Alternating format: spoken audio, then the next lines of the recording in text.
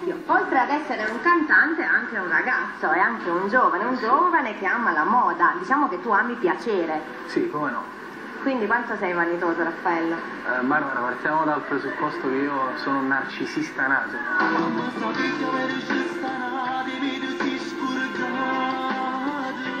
Amo molto seguire la moda, essere aggiornato nei vestiti, scarpe lucide, calzini intonati con le shirt, mi piace molto vestire. E infatti è arrivato con i calzini viola in tinta con la maglietta e su una giacca di pelle a mezze maniche. Poi la giacchettina di pelle con le mezze maniche. Mezze maniche, sì. È una cosa mia che da un mio stilista personale.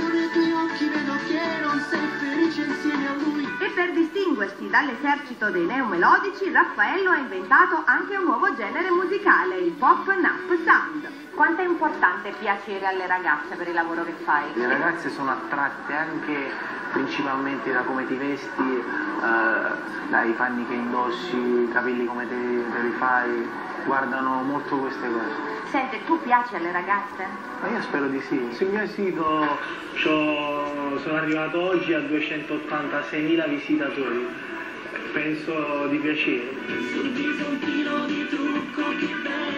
E per piacere e piacersi, Raffaello non disdegna manicure e pedicure. In generale i ragazzi ultimamente durano tanto. Sì. Perché secondo te i Ma ragazzi in sopracciglia... tu ti fai anche No, sopracciglia? sopracciglia le odio io. Ah, non te le rifai? Mai fatte. Le mani? Le mani sì, Quindi il manicure lo fai, facci vedere. il make-up estetico c'è sempre stato per l'uomo, no? In che senso make-up Mani estetico? e piedi. Ah, ma tu ti fai pure i piedi? Sì. Che chic, comunque ragazzi, è troppo Ma avanti. Quando tu ti arrabbi mi piaci di più.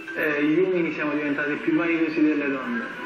Io vado tutti i giorni dal mio parrucchiere da uomo per farmi fare l'acconciatura.